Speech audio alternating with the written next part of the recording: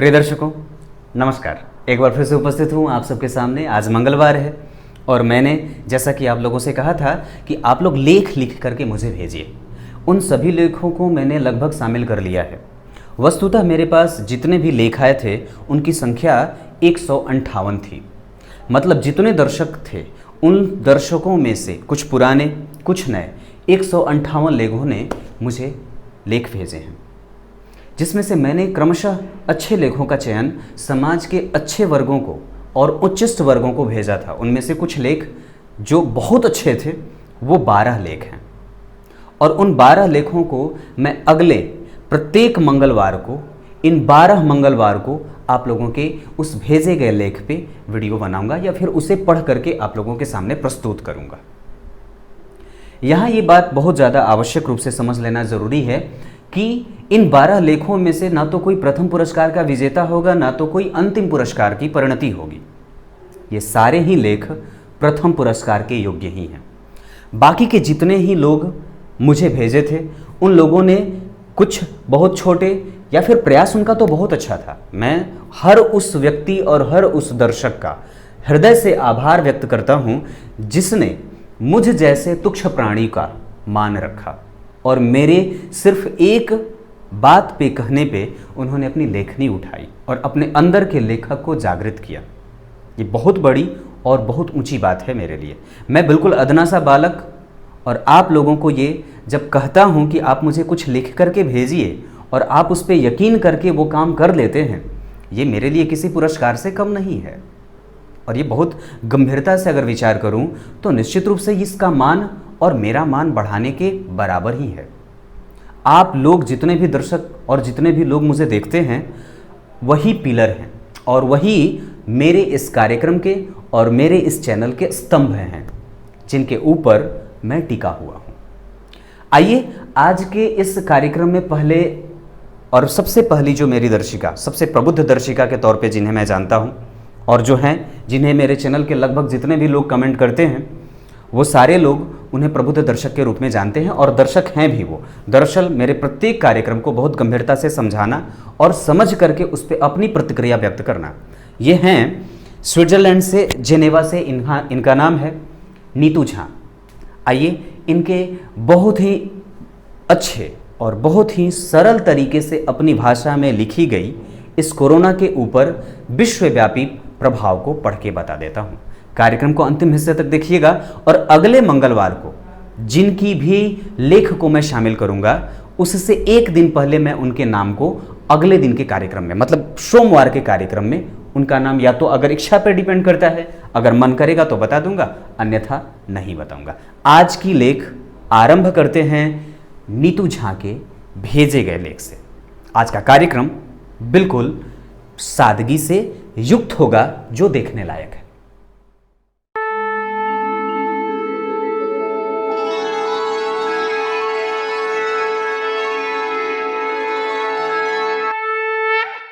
आइए शुरू करते हैं आज का कार्यक्रम।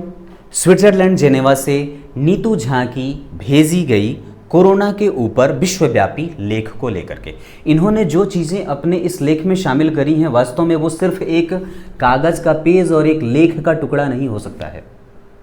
स्विट्जरलैंड की जो व्यवस्था इन्होंने बताई है और जिस तरीके से अनुशासनात्मक रूप से वहाँ के लोगों ने अपने सरकार से जिस तरह से तालमेल बिठाया था, उसके साथ जिस तरह से कदम ताल किया था, हम भारतीयों में उस चीज़ की निश्चित रूप से कमी देखी जा सकती है और कहीं ना कहीं उसकी स्थिति में हमें कमज़ोरी दिखती है।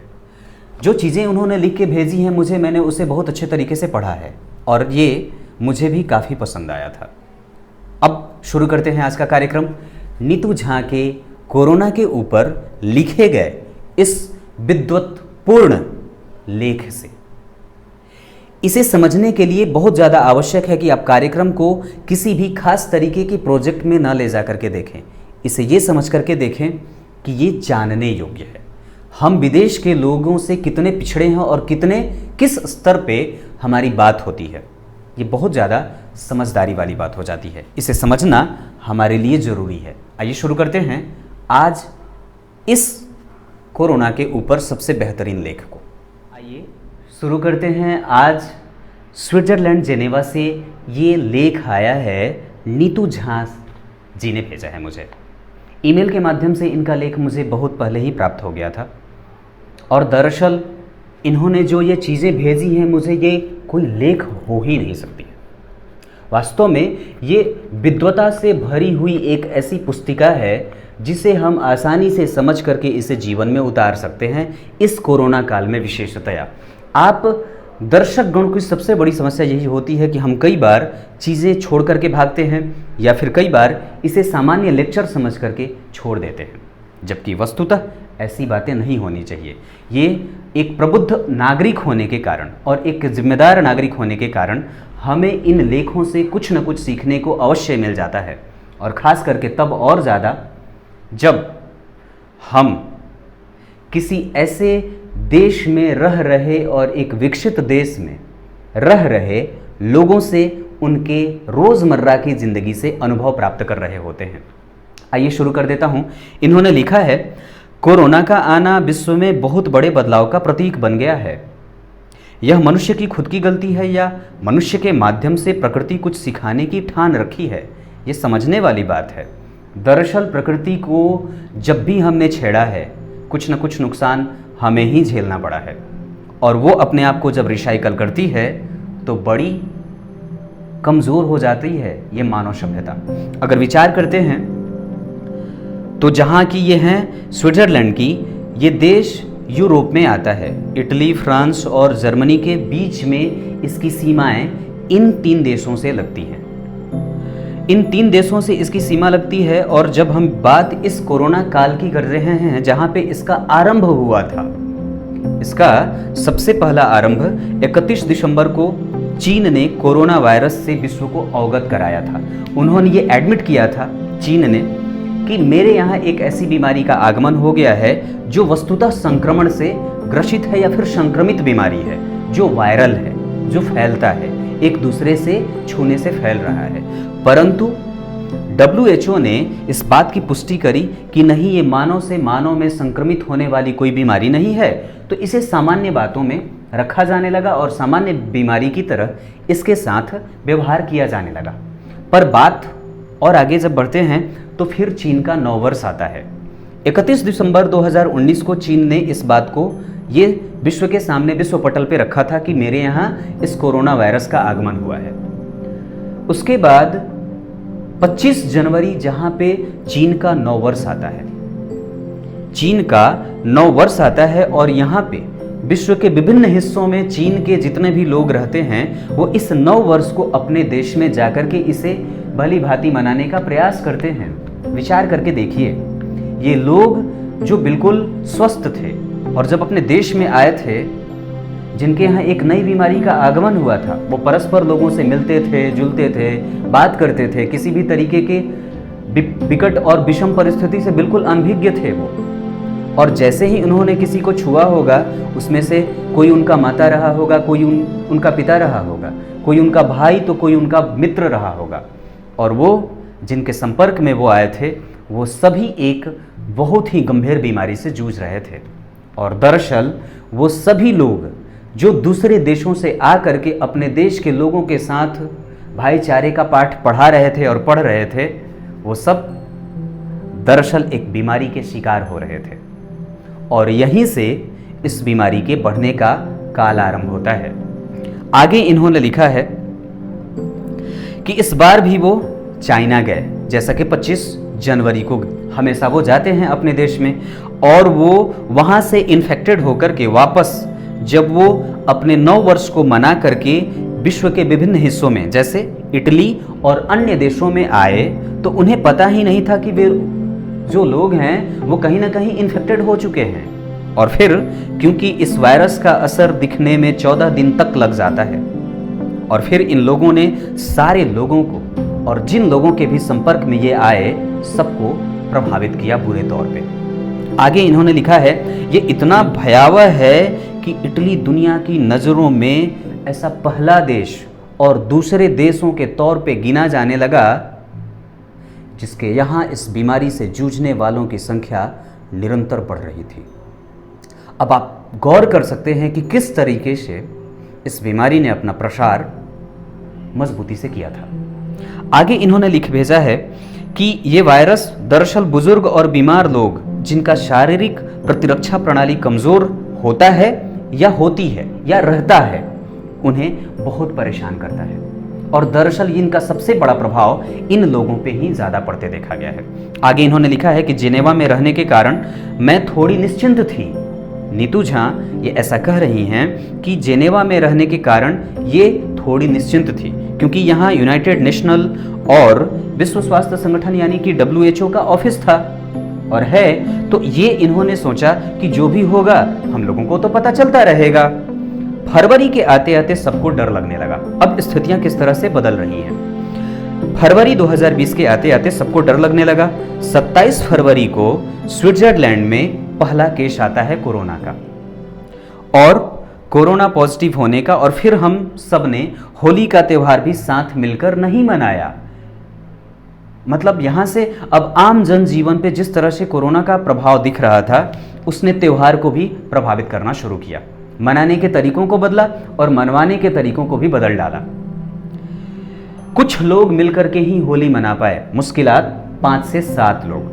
फिर उसके बाद इससे ज्यादा लोग इकट्ठा नहीं हो सकते थे। सरकार की ये स्थितियां आ गई थी कि उन्होंने घोषणा कर रखी थी कि अब बहुत सारे लोगों को एक जगह कम्युनिटी में शामिल नहीं होना है। आगे इन्होंने लिखा है कि फिर वो दिन भी आ गया जब 13 मार्च को सब कुछ बंद करने की घोषणा कर दी गई और फिर ऑफिस, स्कूल सब कुछ बंद कर दिया गया। ऐसी स्थितियां क्यों आती हैं मानव सभ्यता में जब हम अपने क्रियाकलापों को ही बंद सा कर देते हैं, और वो निश्चित रूप से उसकी जिम्मेदारी हमारे माथे ही आती है, क्योंकि जैसे ही आप प्रकृति के रेखा को बाहर जाने का प्रयास करते हैं, कहीं ना कहीं वो आपको प्रभावित किए बिना छोड़ती नहीं है। अगले ही पल में इन्होंने लिखा है कि ये दिन सबके लिए बिल्कुल नया सा था। क्यों? क्योंकि स्कूल वालों के लिए भी सब कुछ नए रूप और नए रंग में, ढांचे में तय करना और बिल्कुल जरूरी हो गया था। वास्तव में छुट्टी के समय कुछ होमवर्क दे दिया गया, जो कि सामान्य सी बात होती है। फिर 5 दिन के बाद स्कूल में नया रूप तय किया गया, नई रूपरेखा बनाई गई।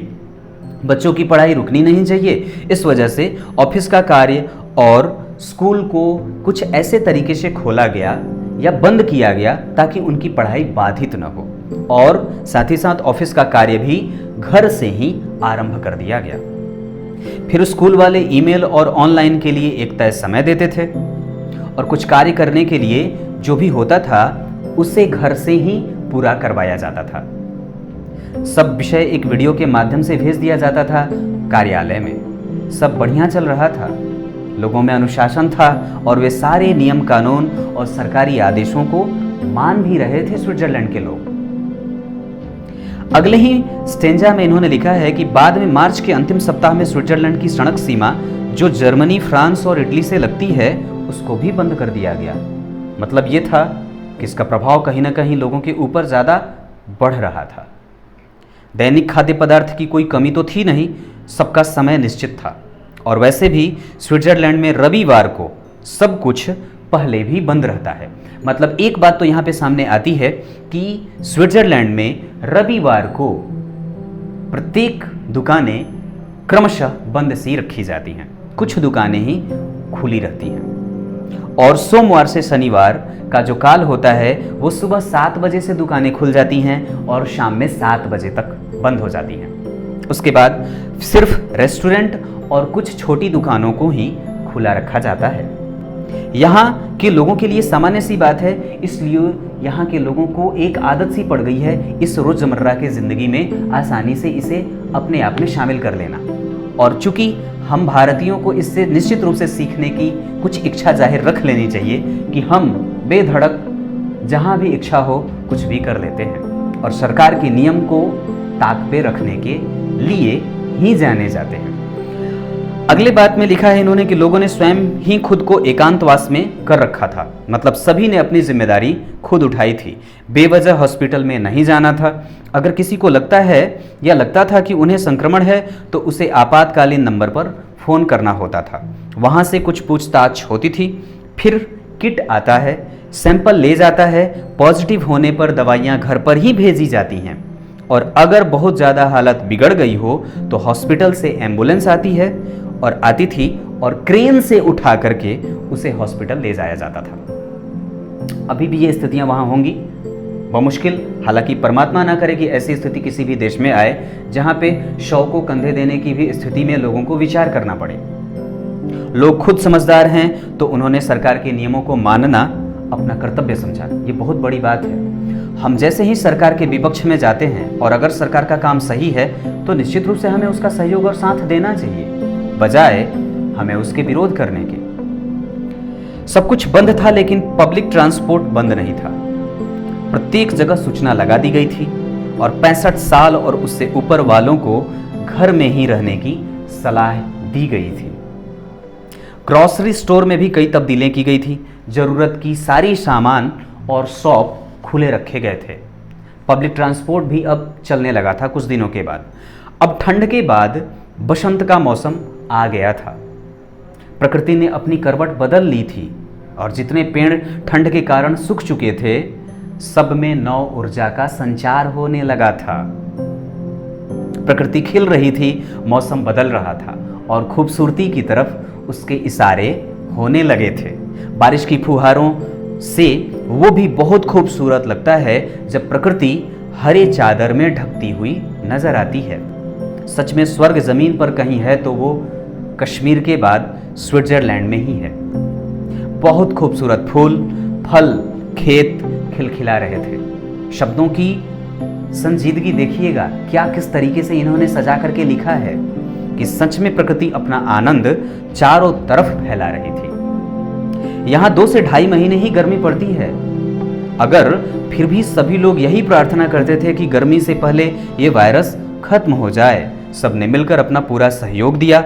जब सब एक होकर अपने देश और देशवासी के बारे में सोचते हैं तो सब असंभव संभव हो जाता है। और फिर अब यहां स्थिति लगभग नियंत्रण में आ चुकी है। अगले पल में इन्होंने लिखा है कि 11 मई को लॉकडाउन पूरी तरह से खुल गया, लेकिन लोग पूरी तरह सतर्क और जागरूक थे, अभी भी हैं। व्यवस्था अच्छी और व्यवस्थित है। स्कूल भी खुल गया है और धीरे धीरे 50% हाजिरी के साथ उसे खोला जा रहा है। सब बढ़िया ही चल रहा है। अभी तक कुछ भी बदलने वाला नहीं था। लोगों की मानवता अभी भी उतनी ही संजीदगी के साथ उपस्थित थी लोगों में, और हम सब प्रकृति का भरपूर आनंद ले रहे हैं। गर्मी आ चुकी है और साथ में मौसम बड़ा सुहाना भी है। इन्होंने लिखा है स्विट्जरलैंड के मौसम के बारे में कि 20 डिग्री मैक्सिमम और मिनिमम 10 डिग्री के आसपास यहाँ का टेम्परेचर रहता है। दिन बड़ा और रातें छोटी हो जाती हैं। बहुत समय मिलता है पूरे एक दिन बिताने में। कई बार हम भारतीय इस बात से लेकर के अपने आप को कोसते रहते हैं कि हमारे पास करने के लिए कुछ है ही नहीं, और हमारी यही कामना है कि ये वायरस पूरी दुनिया से समाप्त हो जाए और लोग सुखी और प्रसन्नतापूर्वक जीवन जी सके। वस्तुतः जीवन का चक्का फिर से पहले की भांति अपने पटरी पर लौट ही आएगा, और प्रकृति ने कुछ समाप्त की है तो कुछ प्रारंभ करने के लिए भी जगह जरूर खोल रखी है। दरवाजा कभी बंद नहीं होता है, क्योंकि जहां वो बंद होता है वहीं से उसके खुलने का द्वार भी खुला होता है। बस नजर दौड़ाने की देर होती है। उन सबको, और जिन लोगों ने भी अपनी इस कोरोना के काल में महत्वपूर्ण भूमिका निभाई है, उनके प्रति और इस देश के सरकार के प्रति हमारी खुद की जिम्मेदारी भी कहीं ना कहीं बनती है कि हम उनका सहयोग और साथ दें।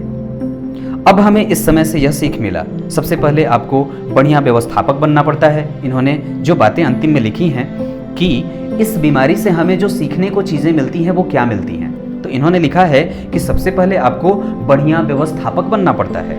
अपने आसपास जो भी स्रोत हैं उसका इस्तेमाल सही तरीके से करना होता है। जैसे बार बार हाथ धोने के लिए जल का इस्तेमाल बहुत संजीदगी से करना होगा, और अनुशासित रहना होता है, सतर्क रहना होता है, और धैर्य आपका श्रृंगार हो जाना चाहिए। ऐसे विषम परिस्थिति में यह समय आपके बहुमुखी बनने का है। अगर आप चाहते हैं तो कई चीज़ों को सीख सकते हैं। कमरे में बंद होने का मतलब ऐसा नहीं है कि दुनिया बंद हो चुकी है, और आप जो भी कुछ नई सोच के साथ करेंगे वो बेहतर हो ही जाता है। यह समय आपके पारिवारिक एकता और सामंजस्य का भी तो हो सकता है, आपके धार्मिक एकांतवास का भी हो सकता है। आर्थिक और सामाजिक जिम्मेदारी का भी हो सकता है, और कम से कम स्रोत में अधिक से अधिक कार्य को बेहतर ढंग से निभाने की जो सीखने की कला है वो हम ऐसे समय पे आसानी से सीख सकते हैं। अगले ही पल इन्होंने लिखा है कि हमारे लिए चौमुखी प्रतिभा का अवसर मिल जाता है, बहुत कुछ नया किया और बहुत कुछ करने की चाह जाग उठती है एक सकारात्मकता से भरे इंसान के अंदर। एक नई भाषा फ्रेंच को सीखने का मौका मिला। धन्यवाद ये समय को जो मुझे मेरे आत्मविश्वास को बल दिया और मेरे अंदर इतनी प्रतिभा है उसको निखारने का अवसर प्राप्त हुआ। इस लेख के माध्यम से एक बात जो कि आसानी से समझी जा सकती है कि अगर व्यक्ति अपने आलस्य पे कंट्रोल कर लेता है और अगर उसके वशीभूत नहीं होता है, वस्तुतः एक बात बता देता हूं जाते जाते, ये लेख मुझे कई चीज़ों को सिखाने वाला भी मिल जाता है। वस्तुतः आप भी इससे कई चीज़ों को सीख सकते हैं। हम सरकार के साथ रहें, उसके बनाए गए नियमों और उसके कायदों को फॉलो करें, और विशेषतया अपनी स्थिति को समझते हुए किसी भी नए कदम पे अपना पैर रखें। एक पैर जमने के बाद दूसरे पैर को उठाने वाला जिम्मेदार और सही होता है। कुछ इसी तरीके से आज के कार्यक्रम का समापन करेंगे। अगले मंगलवार को जिनकी भी लेख को शामिल करूंगा उससे एक दिन पहले उनके नामों की घोषणा भी कर दूंगा। तब तक के लिए इजाज़त दीजिए। बहुत बहुत धन्यवाद नीतू झा जी, आपने मुझ पर भरोसा किया और मुझे उस काबिल समझा कि आप मुझे उस विद्वता से अपना परिचय और मेरा परिचय कराया। तब तक के लिए इजाज़त दीजिए। कल एक बार फिर से उपस्थित होंगे आप सबके सामने। तब तक के लिए नमस्कार।